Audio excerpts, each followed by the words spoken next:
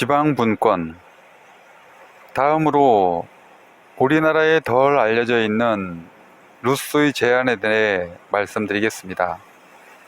지방분권 문제입니다. 사회계약론 13장에 나옵니다. 많은 사람들이 이 책을 읽다가 30페이지를 못 넘어갑니다. 그러다 보니 이 부분을 놓칩니다. 수도를 절대 허용하지 말고 정부를 각 도시에 번갈아 자리잡게 하며 그 나라의 신분을 대표하는 모든 의원을 정부가 자리잡은 그 도시로 소집하는 것이다. 영토에 골고루 사람들이 살게 하고 어디서나 똑같은 권리를 누리도록 하며 도처에 풍요와 활기를 나눠줘라. 그렇게 하면 국가는 최대한 강력하고 가장 잘 다스려지게 될 것이다. 도시 성벽은 오직 시골집들의 잔해만으로 이루어진다는 점을 명심하라. 수도에 궁궐이 세워지는 것을 볼 때마다 나라 전체가 오두막으로 변하는 것을 보는 듯하다. 수도를 절대 허용하지 말고 정부를 각 도시에 번갈아 자리잡게 하라. 놀라운 제안 아닌가요? 영토에 골고루 사람들이 살게 하고 어디서나 똑같은 권리를 누리도록 하며 도처에 풍요와 활기를 나눠줘라. 철저하게 지방 분권을 하라는 거죠. 지금 우리식으로 이야기하면 서울공화국을 해체하라 입니다. 도시 성벽은 오직 시골집들의 잔해로만 이루어진다. 이 말의 뜻은 도시의 웅장한 성벽은 다 시골집을 부수어서 만들었다는 것입니다. 2002년 16대 대선에서 노무현 후보가 충청권에 행정수도를 만들고 청와대, 국회, 중앙행정기관을 이전한다는 공약을 내걸었죠. 그리고 대통령이 된 후 지방 분권을 하려고 노력했지만 그 공약은 일부만 이루어집니다. 행정수도 이전은 서울이 수도인 것은 관습헌법이다라는 2004년 헌법재판소의 회귀한 논리 앞에 무산되었죠. 루소가 살았던 당시의 프랑스는 철저하게 파리 중심 국가였습니다. 오랜 시간이 지난 후 좌파 미테랑 대통령 시절인 1982년에 지방분권법이 제정되었고 우파 시크라 대통령 시절인 2003년에 개헌이 추진되어 헌법 제1조 1항 4문에 프랑스의 국가 조직은 지방 분권화된다라는 조항이 추가됩니다. 루소의 비전이 실현된 것이죠.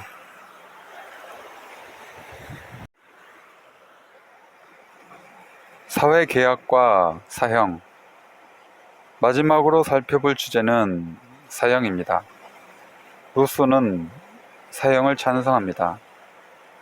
이 점에서 4장에서 살펴볼 체사라 베카리아의 사형 폐지론과는 차이가 있습니다. 우리가 사람을 죽였을 경우 기꺼이 사형을 받겠다고 동의하는 것은 우리 자신이 살인자에게 희생되고 싶지 않기 때문이다. 범죄자는 시민으로 간주되기보다는 적으로 간주되어 처형당하는 것이다. 루소는 사회계약 안에 네가 동료 시민을 죽이면 너도 죽어야 한다라는 의미가 들어있다고 본 것입니다. 반면 베카리아는 사회계약 안에 사형은 들어있지 않다고 주장했어요. 루소가 살았던 당시에는 사형이 매우 자연스러운 형벌로 인식되었습니다. 베카리아가 등장하기 전에는 지식인들 대부분이 사형제를 지지했습니다. 사형에 대해서는 체사레 베카리아의 범죄와 형벌 강의에서 본격적으로 다룰 예정이니 여기서는 간단히 언급하겠습니다.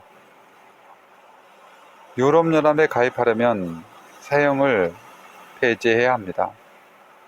우리나라는 김대중 정부 출범 이후 사형을 집행하지 않고 있습니다. 제도로서의 사형은 폐지되지 않았지만 실제 집행은 없었던 거죠.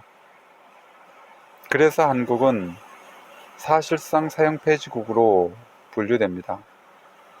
그렇지만 흉악 범죄가 일어나면 사형을 집행해야 한다는 주장이 늘 뒤따릅니다.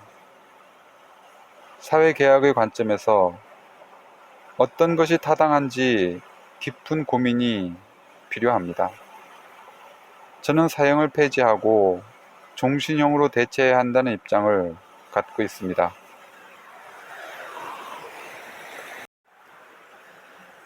이제 강의를 마무리하겠습니다. 루소의 생각을 쉬운 말로 정리하면 이 국가는 내가 만들었어. 내가 이 나라의 주권자야. 내가 뽑은 대표자라도 감시해야 해. 대의 민주주의만으로는 충분하지 않아. 가능하면 추첨제를 통해 시민이 대표자가 되어야 해. 자유만큼 평등이 중요해 등입니다. 독일의 대문호 요한 볼프강 폰 괴테는 이렇게 말했습니다. 볼테르와 더불어 하나의 세계가 끝나고 루소와 더불어 하나의 세계가 시작되었다. 루소는 많은 한계를 갖고 있었지만 근대 민주주의는 루소로부터 시작되었습니다. 프랑스의 저명한 인류학자이자 구조주의 선구자인 클로드 레비스트로스는 루소를 우리 만인의 아버지라고 명명했습니다. 철학자 황광우는 사회개혁론을 혁명의 모태, 민주주의 산파가 된 책이라고 평가했습니다. 사회개혁론의 첫 페이지에 루소는 제네바 시민 장자크 루소가 씀이라고 적어 놓았습니다. 저는 이 소개를 보면서 가슴이 찡했습니다. 루소의 삶은 기구했습니다. 로마 카톨릭 교회는 사회개혁론을 금서로 분류했고 프랑스 정부와 제네바 정부는 루소를 체포하기 위해 영장을 발부했습니다. 그래서 그는 영국으로 망명합니다. 다시 프랑스로 들어와 1778년 사망하는데 그 후 11년이 지난 1789년 프랑스 대혁명이 발발합니다. 1794년 루소 이후에는 국립묘지 팡테옹으로 이장됩니다. 팡테옹 건물 입구 정면에는 다음과 같은 글귀가 새겨져 있습니다. 위대한 사람에게 조국이 감사를 표한다.